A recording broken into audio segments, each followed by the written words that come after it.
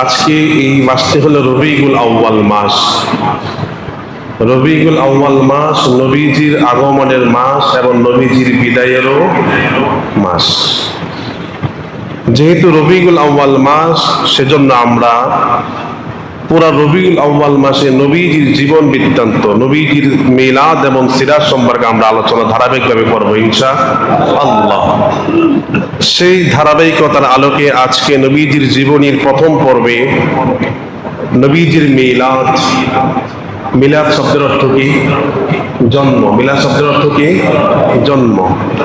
মিলাদ এটা Arabic word, শব্দ অ্যারাবিক। নামাজ, সালাত, সওম, যাকাত যেভাবে একটা অ্যারাবিক ওয়ার্ড, ঠিক মিলাদও একটা অ্যারাবিক ওয়ার্ড। তাহলে আমরা আমাদের নবীজির জীবনের প্রথম পর্বে আমরা আজকে যা জানবো নবীজির জীবন বৃত্তান্ত সম্পর্কে ইনশাআল্লাহ। নবীজির জন্ম, নবীজির লালন পালন সম্পর্কে আমরা জানবো ইনশাআল্লাহ। নবীজির জীবন বৃত্তান্ত জানার পূর্বে, নবীজি দুনিয়াতে আগমন করার পূর্বে আরবের অবস্থা কেমন ছিল, কেমন অন্ধকার বর্বরতার যুগ ছিল আরব যুগটা। যদি আমরা অন্ধকার সম্পর্কে যদি না জানি, তাহলে আলোর গুরুত্ব আমাদের কাছে আসবে না। আমরা আলোর গুরুত্ব বুঝবো যদি আমরা অন্ধকার সম্পর্কে না জানি। এমন একটি বর্বরতার যুগে আল্লাহ তার হাবিবকে পাঠিয়েছেন। আল্লাহ সূরাতুল আহজাবের মধ্যে বলেছেন, ওয়াদাইয়ান ইলাল্লাহি বিইযনিহি ওয়া সিরাজাম মুনীরা। আল্লাহ বলেছেন আল্লাহর আদেশে আল্লাহর দিকে আহ্বান করার জন্য একজন প্রদীপকে আল্লাহ প্রেরণ করেছেন। কোন প্রদীপ? তিনি হলেন মুহাম্মদ। সবাই বলি সাল্লাল্লাহু আলাইহি ওয়াসাল্লামকে আল্লাহ প্রেরণ করেছেন প্রদীপ হিসাবে, আলো হিসাবে। কোন বর্বরতার যুগে আল্লাহ তাকে পাঠালেন?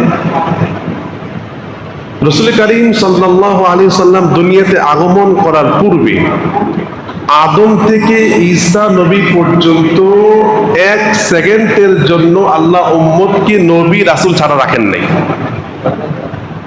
আদম থেকে ঈসা নবী পর্যন্ত আল্লাহ এক সেকেন্ড ও নবী ছাড়া উম্মতকে তিনি ছেড়ে দেন নাই।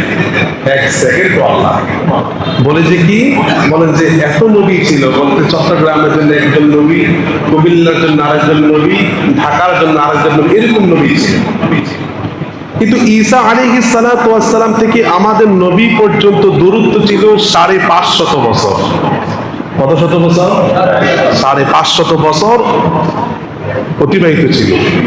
ঈসা থেকে আমাদের নবী পর্যন্ত পার্থক্য ছিল। এত বড় একটি গ্যাপের মধ্যে আল্লাহ কোন নবী কিংবা রাসূল তিনি প্রেরণ করে নাই। নবী রাসূল তিনি না প্রেরণ করার কারণে মানুষগুলা বিভ্রান্ত হয়ে গিয়েছে। তবে আরবের যুগের মানুষেরা তখন রসুল আসার পূর্বে দ্বীন হানিফা, ইব্রাহিম আলাইহিস সালাতু ওয়াস সালামের ধর্মের উপরে তারা ছিল। ইব্রাহিম আলাইহিস সালাতু ওয়াস সালাম ধর্মের উপর তারা ইবাদত করত, আমল করত আল্লাহ। কিন্তু তখন তারা মূর্তি পূজক ছিল না, তার মূর্তি পূজারী ছিল না। তো আরবের মধ্যে কখন থেকে মূর্তি পূজা শুরু হলো? আমরা এক জুমাতে শয়তান মানুষকে ধ্বংস করে তার 6টি ফাঁদ আমরা আলোচনা করেছিলাম। তখন আমরা শিরিক কিভাবে শুরু হলো, শিরিকের সূচনা কি ছিল, আমরা সে সম্পর্কে আলোচনা করেছিলাম। আরবের মধ্যে একজন খুব আবেদকারী তিনি ছিলেন, তার নাম ছিল আমর বিন লুহাই। তার নাম কি ছিল? আমর বিন লুহাই তার নাম ছিল। ভালো করে শুনুন। আমর বিন লুহাই তিনি খুব ইবাদত গুজার ছিলেন, তাকে মানুষ খুব সম্মান করতেন তাকে। তিনি সিরিয়া সফরের মধ্যে গেলেন। সিরিয়া যাওয়ার মধ্যে তিনি দেখলেন ওই এলাকার মানুষেরা পাথরের মধ্যে মূর্তি খচিত কিছু মূর্তি বানিয়ে মানুষের আকৃতি তারা পাথরের মধ্যে এঁকে সামনে রেখে তারা আল্লাহর ইবাদত করত। আমর বিন লুহাই তাদেরকে প্রশ্ন করলেন, তোমরা এগুলো সামনে রেখে কেন ইবাদত করো? তারা বললেন, তারা আমাদের যুগের বুজুর্গ ছিলেন, আবেদ ছিলেন, তাদের মূর্তিগুলো আমাদের সামনে রাখলে আমাদের ইবাদতে মনোযোগ আরো বেড়ে যায়। আমর বিন লুহাই বললেন, তাহলে তো আমাকে একটা পাথর নেওয়া যায়। তিনি সিরিয়া থেকে একটি পাথর তিনি ক্রয় করলেন, মূর্তি তিনি ক্রয় করলেন। তিনি যখন আরব রাষ্ট্রের মধ্যে মক্কার মধ্যে তিনি যখন এই মূর্তিটা নিয়ে আসলেন, তিনি মানুষদেরকে বোঝালেন। তিনি যেহেতু আবেদকারী ছিলেন, বুজুর্গ মানুষ ছিলেন, তার কথাটা সবাই অ্যাকসেপ্ট করলেন, গ্রহণ করলেন। তিনি মূর্তিকে সামনে রেখে ইবাদত করা শুরু করলেন, আল্লাহর ইবাদত, মনোযোগ বাড়ার জন্য। সমেত ভাইয়ের আমার, আমর বিন লুহাই তার মধ্যে কিতাবে, আসমানি কিতাবের কোনো ইলম তার মধ্যে ছিল না। আসমানি জ্ঞান যদি কোনো ব্যক্তির মধ্যে না থাকে, সে যত ইবাদত করুক, ইবাদতকে ইবাদত মনে করে বেদাত চালু করে দেয়। ঠিক কিনা বলেন? আসমানি জ্ঞান যদি কারো ভিতরে না থাকে, কোরআন হাদিসের জ্ঞান যদি কারো ভিতরে না থাকে, সেই ভালো কাজ মনে করে নতুন একটি কাজকে সে আবিষ্কার করতে পারে। আমর বিন লুহাই তিনি শিরককে প্রমোট করা শুরু করে দিলেন। তিনি যখন মারা গেলেন, তার পরবর্তী প্রজন্মে এসে তারা মূর্তি পূজক হয়ে গেল। এমন একটি বর্বরতার যুগ শুরু হয়ে গেল, আল্লাহর ইবাদতকে বাদ দিয়ে সবাই মূর্তি পূজা শুরু করে দিল। নাউযুবিল্লাহ। তাহলে আরব দেশের মধ্যে আমর বিন লুহাইয়ের মাধ্যমে শিরকের প্রচলন শুরু হয়েছে। শুধু তাই না ভাইয়েরা, বন্ধুরা আমার, আল্লাহ রাব্বুল আলামিন তার হাবিবকে এমন একটি বর্বরতার যুগে তিনি প্রেরণ করেছেন। বলে যে কেমন বর্বরতার যুগ! আমার দেশের মধ্যে এমন কিছু মানুষ আছে যা পতিতালয়ে যায় অন্য মেয়েদেরকে ভোগ করার জন্য। কিন্তু আরবের বর্বরতার যুগের মধ্যে মানুষেরা কত খারাপ ছিল জানেন? যারা যুবকেরা পতিতালয়ে যায় তারা কিন্তু দুনিয়ার মধ্যে মার সাথে জিনা করতে পারবে না। ঠিক কিনা বলেন? আরবের বর্বরতার যুগ এমন ছিল, তারা রাত্রিবেলা ভুল করে বসে তারা মদ পান করত, আর মদ পান করে মাতাল হয়ে নিজের জনম দুঃখিনী মার সাথে তারা জিনা করত। নাউযুবিল্লাহ। এমন বর্বরতার যুগ ছিল ভাইয়েরা, বন্ধুরা আমার। আজকে আমাদের দেশের মধ্যে অনেক কিলার আছে, ডাকাত আছে। আপনি যদি তাকে একটা ছবি হাতে ধরিয়ে দেন, 50,000 টাকা দেন, সে তাকে হত্যা করে ফেলবে, খুন করে ফেলবে। যদি তাকে আপনি 1 লক্ষ টাকা দেন, সে তার নিজের মেয়েকে কখনো খুন করবে নাকি? কখনো সে খুন করবে না। কিন্তু বর্বরতার যুগ, অন্ধকারের যুগ, আইমে জাহিলিয়াতের যুগ এমন ছিল যে যুগের মধ্যে নিজের মেয়েকে জীবিত তারা দাফন করে দিত। নাউযুবিল্লাহ। জীবিত মেয়েদেরকে তারা কবর করে তারা সেখানে কবর দিয়ে ফেলত। নাউযুবিল্লাহ। এমন বর্বরতার যুগ আল্লাহ বলছেন, ওয়া দাঈয়ান ইলাল্লাহি বিইযনিহি ওয়া সিরাজাম মুনীরা। এমন একটি বর্বরতার যুগে, বর্বরতার যুগ কেনই হবে না? 550 বছর অতিক্রম হয়ে গেল, কোন নবী কিংবা রাসূল আল্লাহ প্রেরণ করছেন না। ভাইরা, বন্ধুরা আমার, এই কথা একটু ভালো করে বোঝেন। 550 বছর নবী না থাকার কারণে আরব বলেন, আশেপাশে রাষ্ট্রগুলা বলেন, মানুষেরা তারা বিভ্রান্ত হয়ে গিয়েছে, পথ হারা হয়ে গিয়েছে। কেনই হবে না? আল্লাহ রাব্বুল আলামিনের পয়গম্বর ছিলেন মূসা কালিমুল্লাহ আলাইহিস সালাতু ওয়াস সালাম। তিনি বলেন, আল্লাহ আমার উম্মতকে সঠিক পথ দেখাবার জন্য আপনি আমাকে আসমানি কিতাব দান করেন। আল্লাহ রাব্বুল আলামিন বলছেন, মূসা রে, আমি তোমারে কিতাব দান করব, তবে শর্ত হলো তোমাকে পর্বতে এসে তোমাকে 30 দিন রোজা পালন করা লাগবে। কয়দিন? 30 দিন। ভালো করে শুনেন। 30 দিনের কথা যখন বললেন, মূসা কালিমুল্লাহ তার জাতিকে বললেন, আমি 30 দিনের জন্য পাহাড়ে চলে যাচ্ছি, আল্লাহর ইবাদত করবো, রোজা রাখবো। এই 30 দিন আমার ভাই হারুন যেভাবে বলে তোমরা সেভাবে মানবে। হারুনকে বলে, ভাই রে, আমি আমার উম্মত গুলাকে তোমার হাতে তুলে দিয়ে গেলাম। হারুন কিন্তু নবী ছিল, কিন্তু নবীর সহকারী তিনি নবী ছিলেন। প্রধান নবী ছিলেন মূসা কালিমুল্লাহ। মূসা আলাইহিস সালাতু ওয়াস সালাম তিনি পাহাড়ের মধ্যে তিনি চলে গেলেন, আল্লাহর ইবাদতের মধ্যে তিনি মশগুল ছিলেন। 30 দিন অতিবাহিত হয়ে গেল। আল্লাহ রাব্বুল আলামিন বললেন, মূসা 30 দিন তুমি রোজা পালন করেছো, আমি আল্লাহ বলি তুমি আরো 10 দিন বাড়ে তুমি আমার ইবাদত করো। মোট হলো কতদিন? 40 দিন। ভাইয়ের আমার, তাহলে 30 দিন মূসা কালিমুল্লাহর উম্মতেরা তারা ভালোই ছিল।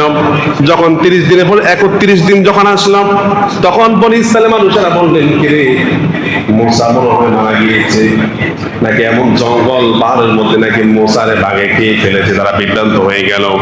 এই মূসা কালিমুল্লাহর জবানে একজন মানুষ ছিল, যার নাম ছিল সামির। তার নাম কি ছিল? সামির ছিল। এই সামির একটা গাবি বানালেন। গাবি বানানোর পরে হযরতে জিবরাইল আলাইহিস সালাতু ওয়াস সালাম, তার একটা বিশেষিত, তার একটা গুণ ছিল, তার একটা বৈশিষ্ট্য ছিল। জিবরাইল আলাইহিস সালাতু ওয়াস সালাম মাটি দিয়ে যেখান থেকে তিনি হেঁটে যেতেন, ওই মাটির নিচে মাটিটা এটা তার প্রাণ ছিল, জীবন ছিল। এই সামির কি করলেন? আপনার কোরআন খুললে পড়তে পারবেন, বুঝতে পারবেন। এই সামির ওই জিবরাইল আলাইহিস সালাতু ওয়াস সালামের পায়ের নিচে মাটিটা ওই গাভীর মধ্যে দিলেন, গাভীটা হন হন করে উঠলো। এবার সামির বললেন, তোমরা যে মুসার আল্লাহর ইবাদত করো, মুসা তো নাই, চলো আমরা সবাই মিলে এই গাভীর উপাসনা করি। চলে বলি নাউজুবিল্লাহ। মুসা কালিমুল্লাহ তিনি 40 দিন যাওয়ার পরে তাওরাত কিতাব তিনি কাঁধে করে দিয়ে তিনি তার জাতির কাছে আসে, এসে দেখে সবাই গাভীর পূজা শুরু করে দিল। মুসার মাথা গরম হয়ে গেল। এবার তার ভাই হারুনকে ধরলেন, কিরে তোমার কি বললাম? হারুন আলাইহিস সালাতু ওয়াস সালাম বলে, ভাই মুসা শোনো, তোমার এই উম্মতকে আমি এই শিরিকের কাছ থেকে বাধা প্রদান করেছি। তারা বলেছিল, লা কতুলান্নাকা হারুন, তুমি যদি আমাদেরকে এই পূজা থেকে তুমি আমাদেরকে নিষেধ করো, আমরা তোমাকে হত্যা করে ফেলবো। তাহলে ভাইরা বন্ধুরা আমার কি বোঝাতে চেয়েছে আপনাদেরকে কোরআন এই ঘটনা দ্বারা? মুসা আলাইহিস সালাতু ওয়াস সালাম তার উম্মত থেকে শুধুমাত্র 10 দিন অতিক্রম হওয়ার কারণে 30 দিন তো ভালোই ছিল। শুধুমাত্র 10 দিন অতিবাহিত হওয়ার কারণে তারা পূজাতে লিপ্ত হয়ে গেল, শিরিকের মধ্যে লিপ্ত হয়ে গেল। আর ঈসা থেকে নবী মুহাম্মদুর রাসূলুল্লাহ সাল্লাল্লাহু আলাইহি সাল্লাম পর্যন্ত আল্লাহ রাব্বুল আলামিন 550 বছর কোন নবী রাসূল প্রেরণ করেন নাই। না প্রেরণ করার কারণে আরবের লোকেরা তারা শিরিকের মধ্যে নিমজ্জিত হয়ে গিয়েছে। এমন বর্বরতার যুগে আল্লাহ তার হাবিবকে মক্কাতে প্রেরণ করেছেন। এবার আপনি প্রশ্ন করতে পারেন, হুজুর আল্লাহ কেন তার হাবিবকে মক্কায় প্রেরণ করলেন? আপনি যদি ভৌগোলিক ভাবে দেখেন, মক্কাকে ওয়াসাতুল আরদ, the centre of the world, পৃথিবীর মানচিত্র দেখলে আপনি দেখবেন পৃথিবীর মধ্যস্থ হলো মক্কা। বলে যে মক্কার মধ্যে উর্বর জমিন ছিল, কোনো ফসল আদি হতো না। মক্কার মানুষেরা বিভিন্ন ব্যবসার ক্ষেত্রে তারা বিভিন্ন রাষ্ট্রের মধ্যে তারা সফর করতেন, তারা বণিক ছিলেন। আল্লাহ রাব্বুল আলামিন তার হাবিবকে মক্কায় প্রেরণ করেছেন এই মক্কাতে আলো ছড়াবে, আর এই আলো বণিকদের মাধ্যমে গোটা পৃথিবীর মধ্যে ছড়িয়ে যাবে। সুবহানাল্লাহ, সুবহানাল্লাহ। শুধু তাই না, মক্কাতে প্রেরণ করেন মক্কার একজন সম্ভ্রান্ত বংশ কুরাইশ বংশ আল্লাহ তার হাবিবকে প্রেরণ করেছেন। সুবহানাল্লাহ। আমার ভাইয়েরা, বন্ধু আমার, কুরাইশ বংশে আল্লাহ রাব্বুল আলামিন তার হাবিবকে প্রেরণ করেছেন। আবার এবার আসলে আমরা নবীজির বৃত্তান্ত দেই। নবীজি কোন সালে জন্মগ্রহণ করেছেন, কোন মাসে জন্মগ্রহণ করেছেন, কোন দিন জন্মগ্রহণ করেছেন, কোন তারিখে জন্মগ্রহণ করেছেন। নবীজির জন্মের পূর্বের আরবের অবস্থা আমরা জানলাম। এবার নবীজি তিনি আগমন করলেন কোন বছরে, কোন মাসে, কোন দিনে, কোন তারিখে নবীজি আগমন করেছেন। عن عبد الله بن عباس رضي الله تعالى عنه قال ولد النبي صلى الله عليه وسلم عام الفيل।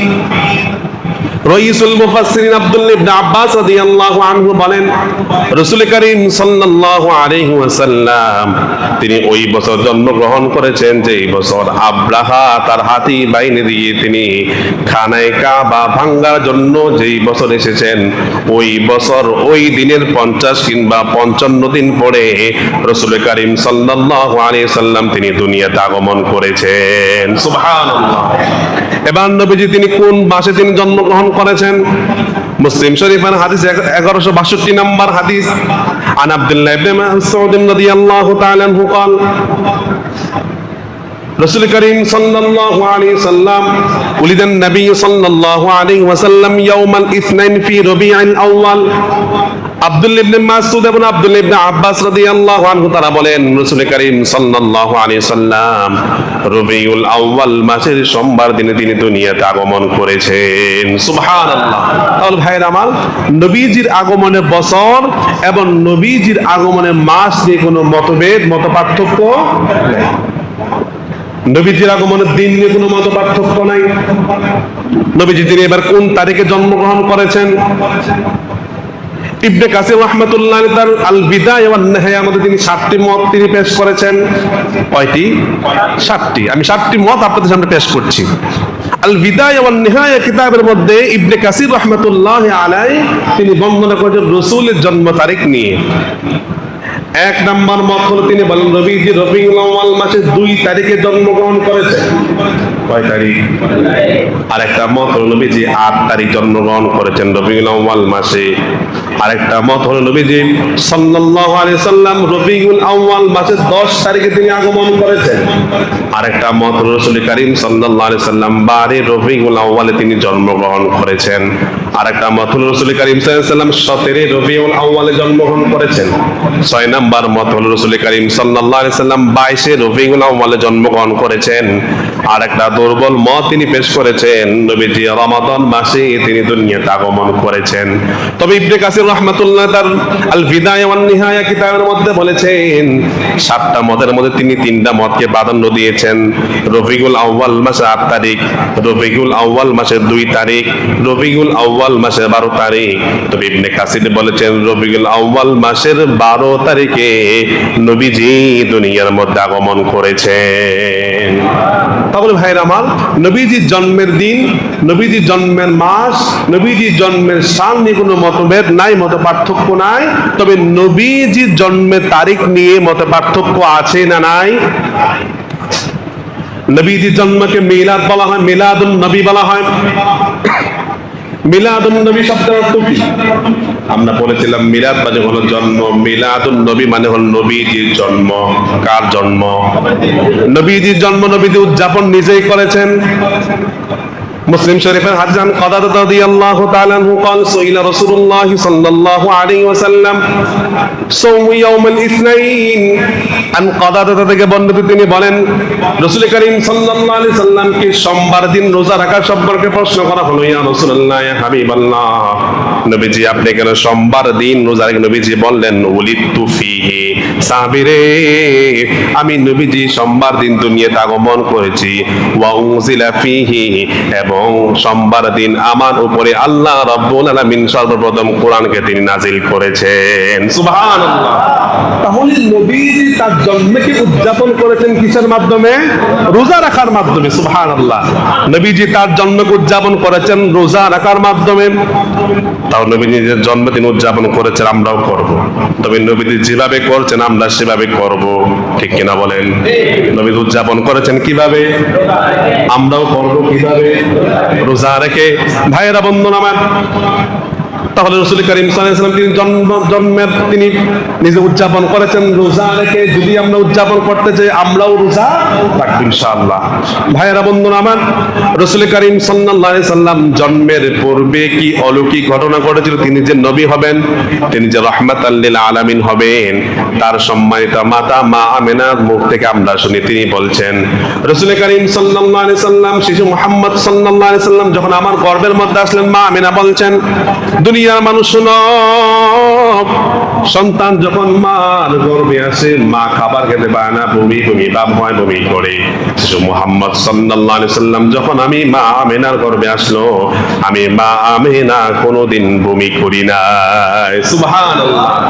মা আমিনা বলছেন আমি কূপের কাছে পানি নেওয়ার জন্য গেলাম, বলেছে আমার কাছে রশিও নাই, বালতি নাই। শিশু মুহাম্মদ সাল্লাল্লাহু আলাইহি ওয়াসাল্লাম আমার গর্ভের মধ্যে আছে। যখন আমি কূপের কাছে গেলাম, কূপের নিচের পানি গোলা কূপের উপরের মধ্যে চলে এসেছে। সুবহানাল্লাহ, সুবহানাল্লাহ। ভাইয়েরা বন্ধুরা আমার নবীজি যিনি জন্মগ্রহণ করলেন, জন্মগ্রহণ করার পরে মা আমিনা বলেন নবীজি জন্মগ্রহণ করার পরে নবীজি তার মাথাটা সেজদায় জমিনে অবনত হয়ে গেছে। সুবহানাল্লাহ, সুবহানাল্লাহ। মা আমিনা বলেন দুনিয়ার মানুষ শোনো শোনো, শেষ নবী মুহাম্মদ সাল্লাল্লাহু আলাইহি সাল্লাম যখন দুনিয়াতে আগমন করলেন, একটা আমার সন্তানের চেহারা থেকে এমন একটা আলো বের হলো যে আলোর কারণে সিরিয়ার বড় বড় পাষাণগুলো আমি দেখতে পেয়েছি। সুবহানাল্লাহ। ভাইয়েরা বন্ধুরা, নবীজি দুনিয়াতে আগমন করলেন। আগমন করার পরে আবু লাহাবের একজন দাসী ছিল, যার নাম ছিল সুয়াইবা। সুয়াইবা দৌড়ে আবু লাহাবকে বলে, আবু লাহাব, আপনার ভাই আব্দুল্লাহ যে মারা গেল, তার স্ত্রী করে আপনার একটা ভাতিজা পুত্র সন্তান হয়েছে। আবু লাহাব খুশি হয়ে সুয়াইবাকে তিনি আজাদ করে দিলেন। সুবহানাল্লাহ, সুবহানাল্লাহ। ভাইয়েরা বন্ধুরা আমার, রাসূল কারীম সাল্লাল্লাহু আলাইহি ওয়াসাল্লাম তার লালন পালন কিভাবে হয় এটা শুনেন। নবীজি 3 জন ব্যক্তি দুধ পান করেছেন, জোরে বলেন কয়জন ব্যক্তির? 1 নাম্বার তার মা আমেনা দুধ পান করেছেন, 2 নাম্বার আবু লাহাবের দাসী সুয়াইবা দুধ পান করেছেন, 3 নাম্বার হালিমাতু সাদিয়া দুধ পান করেছেন। সুবহানাল্লাহ। আমার আল্লাহ রাব্বুল আলামিন বলেছেন ওয়া মা আরসালনাকা ইল্লা রাহমাতাল লিল আলামিন। আমার আল্লাহ বলেন হাবিব আমার, আমি আল্লাহ রাব্বুল আলামিন গোটা জাহানের জন্য, গোটা জগতের জন্য আমি আল্লাহ রাব্বুল আলামিন আপনাকে রহমত স্বরূপ প্রেরণ করেছি। আমার নবী হলেন রাহমাতাল লিল আলামিন। আমার নবীজির বরকত জানেন, আমার নবীজির রহমত তিনি কেমন জানেন? মা হালিমাতু সাদিয়া জবান থেকে শুনে তিনি কি বলছেন, নবীজি কত বড় রহমতের নবী। মক্কা নগরে একটি নিয়ম ছিল, মক্কা শহর ছিল একটা, শহরের আবহাওয়া খুব ভালো ছিল না, মহামারী ছিল। শহরের বাচ্চাগুলাকে গ্রামের মহিলারা এসে নিয়ে যেতেন, কিছু মুঠোফোন পেতেন, টাকা পেতেন, টাকার বিনিময়ে তারা দুধ পান করাতেন, লালন পালন করতেন। মা হালিমাতু সাদিয়া বলেন তায়েফ থেকে বড় সাদ গোত্রের মানুষের সাথে আমি মক্কার দিকে রওনা হয়ে গেলাম। বলে যে মক্কার দিকে রওনা হয়ে গেলাম, তখন দুর্ভিক্ষ ছিল তায়েফের মধ্যে। ভাবলাম যে একটা শিশু আনলে আমরা কিছু উপটোপ করবো, ভালো চলাফেরা করতে পারবো। হালিমাতু সাদিয়া বলেন তায়েফের ময়দানে দুর্ভিক্ষ থাকার কারণে আমরা ভালো করে খাবার খেতে পারতাম না, আমার স্তরের মধ্যে কোনো দুধ ছিল না, আমাদের গাদা যেটা ছিল সেও খুব দুর্বল ছিল। আমি আমার স্বামীকে নিয়ে গাদার মধ্যে আরোহণ করলাম, বনু সাদ গোত্রের মহিলাদের সাথে আমি রওনা করলাম। হালিমাতু সাদিয়া বলেন আমার গাদাটা এতটাই দুর্বল ছিল, আমার বান্ধবীরা আমি যাওয়ার পূর্বে তারা মক্কায় চলে গেলেন। মক্কায় যাওয়ার পরে তারা বড় লোকের সন্তানগুলো তারা গ্রহণ করলেন উপটোকনের বিনিময়ে। আমি মক্কায় যাওয়ার পর আমি দেখি শিশু মুহাম্মদ সাল্লাল্লাহু আলাইহি সাল্লামের দাদা আব্দুল মুত্তালিব তিনি তাকে নিয়ে বসে রয়েছেন। এবার তিনি জোরে জোরে বলছেন তোমরা কে আছো? আমার এই নাতির বাবা নাই, আমি বড় উপটোক তোমাদেরকে দিতে পারবো না, যদি কারো দয়া হয় আমার নাতি মুহাম্মদকে তোমরা নিতে পারো। হালিমাতু সাদিয়া বলেন আমি যাওয়ার পূর্বে সবার সন্তানগুলোকে নিয়ে শুধুমাত্র শিশু মুহাম্মদ সবাই পড়ি সাল্লাল্লাহু আলাইহি ওয়াসাল্লাম রয়ে গেলেন। হালিমাতু সাদিয়া তার স্বামীকে বললেন স্বামী আমার, আমি তো দুর্বল, আমাদের বাচ্চা তো আমরা পাবো না, সব বাচ্চা তো নিয়ে গিয়েছে, খালি যাওয়ার আগেই 3 বাচ্চাটা আমরা নিয়ে যাই, তুমি কি বলো? হালিমাতু সাদিয়া বলেন স্বামী থেকে অনুমতি নিলাম, নেওয়ার পরে শিশু মুহাম্মদ সাল্লাল্লাহু আলাইহি সাল্লামকে নিলাম। হালিমাতু সাদিয়া বলে দুনিয়ার মানুষ শোনো, আমি যখন মা আমেনার কোল থেকে আমার কোলে শিশু মুহাম্মদকে নিলাম, আমি দেখলাম আকাশের পূর্ণিমার চাঁদটা আমি হালিমার কোলের মধ্যে চলে এসেছে। হালিমাতু সাদিয়া বলেন আমি এবার গাদার মধ্যে আরোহণ করলাম, আমি আমার স্বামী এবং সন্তান মুহাম্মদ সাল্লাল্লাহু আলাইহি সাল্লামকে নিয়ে। আমার বান্ধবীরা তারা আগে সন্তান নিয়ে তারা চলে গেল। আমি যখন গাদার মধ্যে আরোহণ করলাম, আমার গাদাটা এত জোরে চলতে শুরু করলো, আমার বান্ধবীরা বললো হালিমা যে গাদা দিয়ে তুমি মক্কায় আরোহণ করলা আসলা, ওই গাদাটাকে এটা নাকি? বলেছে হ্যাঁ। বলেছে হালিমা যে গাদাটা এত দুর্বল, এটা এত সবল কিভাবে হলো? হালিমাতু সাদিয়া বলেন যে শিশুটাকে তোমরা গরিব বলে আনো নাই, এই শিশুটাকে আমি নিয়েছি, মনে হয় এই শিশুর কারণে আসমান জমিনের বরকত আল্লাহ আমারে ঢেলে দিয়েছেন। সুবহানাল্লাহ। আমার নবীজি কেমন রহমতের নবী, কেমন বরকতের নবী শুনেন। হালিমাতু সাদিয়া বলেন আমরা তায়েফের মধ্যে চলে গেলাম, দুর্ভিক্ষের সময়ের মধ্যে আমরা তায়েফের মধ্যে গেলাম। বলে যে আমরা খাবার তো খেতেই পারি না, আমার স্তনের মধ্যে দুধ নাই, আমার সন্তানরা দুধ না পেয়ে সারা রাত কান্না করে, আমি ঘুমাতে পারি না, স্বামী ঘুমাতে পারি না। কিন্তু দুনিয়ার মানুষ শোনো, মুহাম্মদ সাল্লাল্লাহু আলাইহি সাল্লামকে যখন আমার স্তনের মধ্যে মুখ লাগালাম, আমার আল্লাহ আমার স্তনগুলাতে দুধে ভরপুর করে দিলেন। বলে যে আমার স্বামী আমার উটনি গোলার উলানের দিকে তাকালেন, আমার স্বামী দেখেন আমার অস্থির উলান গুলা দুধে পরিপূর্ণ হয়ে গেছে। আমার ভাইয়েরা বন্ধুরা, আমার এলাকার মানুষেরা বলে হালিমা তোমার এই বকরিগুলা কোন মাঠের ঘাস তুমি খাও, আমাদেরকে বলো, আমরাও নিয়ে যাব। দুর্ভিক্ষের সময় তোমার অস্থির ওলার থেকে একটু দুধ কিভাবে আসে? হালিমাতুস সাদিয়া নামা গোত্রের মানুষেরা ওই মাঠের মধ্যে চরণভূমিতে নিয়ে গেল, কিন্তু তারা ঘাস খাওয়ালেন, কিন্তু দুধ তো দেয় না। দুধ তো ঘাসের পাওয়ার না, দুধের পাওয়ার হলো আমার শিশু নবী মুহাম্মদুর রাসূলুল্লাহ। ভাইরা বন্ধুরা আমার, হালিমাতুস সাদিয়া বলেন, আমার স্বামী এবং আমি ভালো করে দুধ পান করলাম, রাত্রি খুব ভালো করে ঘুম হলো আমাদের। হালিমাতুস সাদিয়া বলেন, মক্কা দিয়ে ছিল 2 বছর বাচ্চাদেরকে রাখা, 2 বছর আমি লালন পালন করলাম, দুধ পান করলাম মুহাম্মদ সাল্লাল্লাহু আলাইহি সাল্লামকে। 2 বছর পরে নিয়ম অনুযায়ী আমি আবার মক্কাতে নিয়ে গেলাম। আর মন তো চায় না এই বরকত থেকে মারুম হওয়ার জন্য। আমি মক্কায় নিয়ে যাওয়ার পরে আমেনাকে বললাম, আমেনা, মক্কার অবস্থা তো ভালো না, মহামারী অবস্থা, তোমার সন্তানকে মুহাম্মদকে আমার সাথে দিয়ে দাও, আমি তাকে লালন পালন করব। আমেনা মনে মনে বলে যে আমার সন্তান তো বরকতের নবী, এটা আমি তো জানি আমার সন্তান বরকত। মা আমেনা হালিমাতুস সাদিয়ার সঙ্গে আবার নবীজিকে দিয়ে দিলেন। নবীজিকে নিয়ে যাওয়ার পরে রাসূল করিম সাল্লাল্লাহু আলাইহি ওয়াসাল্লাম, বুখারী শরীফের হাদিস, নবীজি বললেন, আনাস ইবনে মালিক রাদিয়াল্লাহু আনহু থেকে বর্ণিত, তিনি বলেন, রাসূল করিম সাল্লাল্লাহু আলাইহি সাল্লাম পরবর্তী তায়েফে যাওয়ার পরে তার দুধ ভাইয়ের সাথে তিনি মাঠের মধ্যে খেলাধুলা করতেছেন। এমন সময় জিবরাইল আলাইহিস সালাতু ওয়াস সালাম আসলেন। আসার পর নবীজিকে জমিনের মধ্যে শোয়াই দিলেন। নবীজিকে জমিনের মধ্যে শোয়ে দেওয়ার পরে নবীজির বক্ষে সদর, যেটাকে সবকে সদর বলা হয়, ওপেন হার্ট সার্জারি বলা হয়, নবীজির গলা থেকে নাভি পর্যন্ত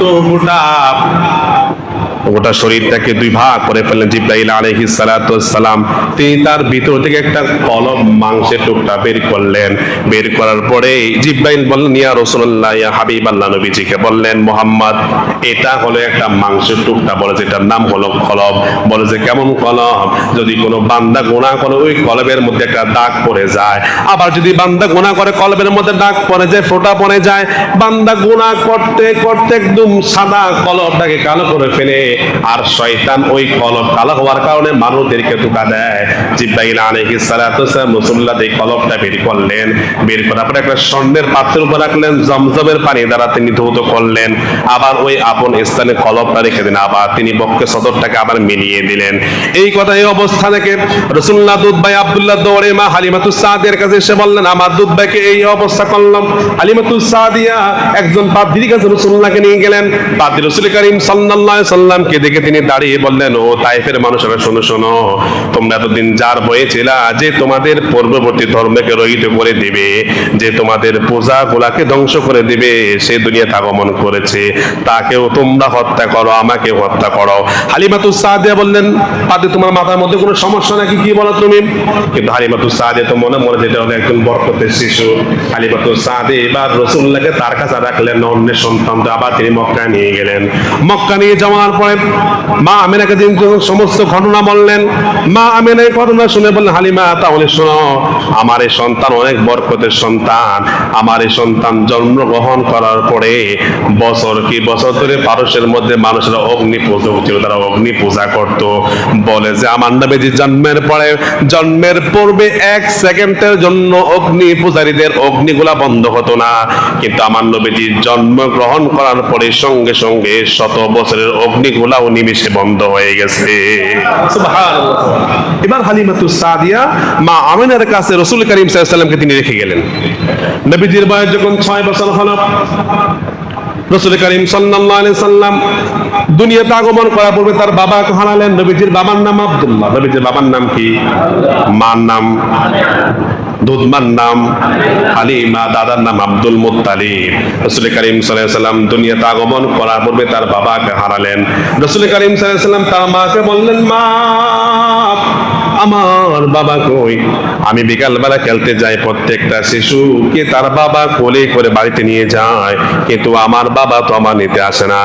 আব্দুল মুত্তালিব তার আব্দুল্লাহ সন্তান একজন দাসী, যার নাম ছিল উম্মে আইমান। উম্মে আইমানকে সহ পাঠালেন রাসূল করিম সাল্লাল্লাহু আলাইহি সাল্লাম, কেমন মা আমেনাকে পাঠালেন আব্দুল্লাহর কবর জিয়ারত করার জন্য। রাসূল করিম সাল্লাল্লাহু আলাইহি সাল্লাম তার বাবার কবর জিয়ারত করতে গেলেন। জিয়ারত করে আসার সময় রাসূল করিম সাল্লাল্লাহু আলাইহি সাল্লাম আবওয়া নামক স্থানের মধ্যে তার মায়ের গায়ের মধ্যে জ্বর এসে গেল। মা আমিনার গায়ের মধ্যে জ্বর আসার পরে তিনি উট থেকে নেমে গেলেন, নিচে তিনি মাটিতে শুয়ে গেলেন। রাসূল করিম সাল্লাল্লাহু আলাইহি সাল্লাম বলেন 6 বছর বয়সে আবওয়া নামক স্থানে আমার মা আমিনা তিনি দুনিয়ার মায়া ত্যাগ করেছে।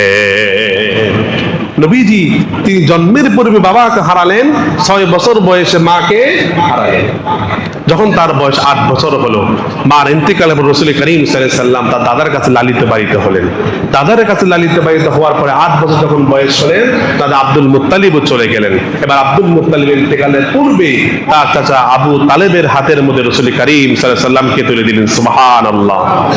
রাসূল করিম সাল্লাল্লাহু আলাইহি সাল্লামের চাচা আবু তালেব যখন তার হাতে তুলে দেওয়া হলো, তিনি রাসূল করিম সাল্লাল্লাহু আলাইহি সাল্লামকে লালন পালন করছেন। রাসূল করিম সাল্লাল্লাহু আলাইহি সাল্লামের বয়স যখন 12 কিংবা 13 বছর হলো, 10 কিংবা 12 বছর যখন তার বয়স হলো, চাচা আবু তালেব তিনি সিরিয়ার মধ্যে বাণিজ্যিক ব্যবসার উদ্দেশ্যে তিনি সফর করবেন। তিনি মনে মনে ভাবছেন, আমার এই ভাতিজার তো বাবা নাই, মা নাই, তার দাদাও নাই, কেউ নাই, আমি কি তার বাণিজ্যিক কাফেলার সাথে নিব নাকি মক্কায় রেখে যাব? সর্বশেষ সিদ্ধান্ত হলো নবীজিকে নিয়ে তিনি সিরিয়ার মধ্যে সফর করবেন। তিনি বাণিজ্যিক কাফেলায় তিনি রওনা করলেন। রওনা করার পরে বুসরা নামক স্থানের মধ্যে তারা একটু অবস্থান করলেন, একটু জিরালেন। এমন সময় একজন পার্টি দৌড়ে আসলেন, তার নাম ছিল বুহায়রা। তার নাম কি ছিল? তার নাম ছিল বুহায়রা। বুহায়রা দৌড়ে এসে বলে, এই শিশুটাকে, তার বাবাকে, তার পরিচয় কি? আবু তালেব দৌড়ে এসে বলে, সে হলো আমার ভাতুষপুত্র, সে আমার ভাতিজা আব্দুল্লাহর বেটা, তার নাম হলো মুহাম্মদ। বুহায়রা ডাক দিয়া বলেন, আবু তালেব আমি তোমাকে বলছি, তোমার এই ভাতিজাকে তুমি সিরিয়ার মধ্যে নিয়ে যেও না। বলেছি সেখানকার ইহুদিরা যদি জানতে পারে তোমার ভাতিজা, তাহলে তারা তোমার ভাতিজাকে হত্যা করে ফেলে। বলেছে কেন? বলে যে এই শিশুটা, এই সন্তানটা কোনো সাধারণ সন্তান নয়। বলে যে তুমি কিভাবে বুঝলা? বলে যে এই রাস্তা দিয়া, এই বুসরা নামক রাস্তা দিয়া অনেক কাফেলা গিয়েছে, আমি কোনো কাফেলার জন্য অপেক্ষা করি নাই, আমি কোনো কাফেলাকে ইস্তেকবাল জানার জন্য আসি নাই। আমি আবু তালেবকে বললেন, আমি যখন দেখলাম তোমার কাফেলা যখন বুসরা নামক জায়গার সামনে দিয়ে আসছে, আমি দেখলাম এই যে গাছগুলা রয়েছে, পাথর রয়েছে, তোমার ভাতিজা মুহাম্মদকে তারা সেজদায় অবনত হয়ে গিয়েছে। শুধু তাই নয়, বুহায়রা বলেন, আবু তালেব শোনো শোনো, শুধু গাছ এবং পাহাড় তোমার ভাতিজাকে সেজদা করে, শুধু তাই নয়, আমি দেখলাম তোমার ভাতিজার উপরে আকাশের মেঘমালা তাকে ছায়া দিচ্ছে। সুবহানাল্লাহ, সুবহানাল্লাহ।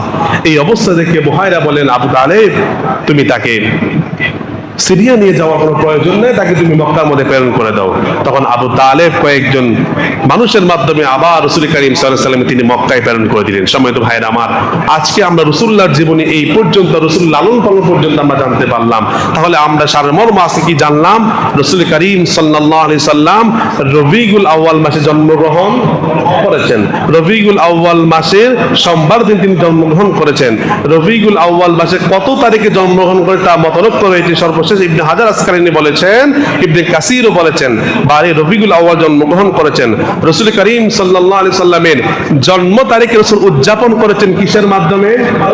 রোজা রাখার মাধ্যমে। যদি আমরা রাসূলুল্লাহর আগমনকে যদি আমরা উদযাপন করতে চাই, আমরা রোজা রাখবো, বেশি বেশি নামাজ পড়বো, রাসূলুল্লাহর প্রতি দরুদ পড়া দরকার আছে না নাই? আছে না নাই? আছে। সবাই ভাইরা আমার, এটা হলো রবিউল আউয়াল মাস। আপনি রবিউল আউয়াল মাসে আপনি যেই নবীকে অনুসরণ করবেন, যেই নবী কিয়ামতের ময়দানে আপনার জন্য সুপারিশ করবে, ওই নবীজি সম্পর্কে জানা দরকার আছে না নাই? অবশ্যই আছে। আপনি কাকে অনুসরণ করছেন? আপনি সেজন্য এই রবিউল আউয়াল মাসে প্রত্যেকটা মানুষের এটা টার্গেট হওয়া দরকার যে নবীজির জীবনীর বৃত্তান্ত একটি ছোট কিতাব হলো আমাদের পড়া দরকার। ঠিক কিনা বলেন? নবীজির জীবন সম্পর্কে আমাদেরকে অবশ্যই জানা দরকার। আপনি মার্কেটে যাবেন, সিরাতের অনেক কিতাব রয়েছে। সিরাত ইবনে হিশাম, আল বিদায়া ওয়ান নিহায়া, সিরাতে খাতামুল আম্বিয়া, অনেক ছোট ছোট কিতাব রয়েছে রাসূলুল্লাহর জীবনী উপরে। এই রবিউল আউয়াল মাসে আমরা নিয়ত করি, রবিউল আউয়াল মাস নবীজির আগমনের মাস, নবীজির বিদায়ের মাস।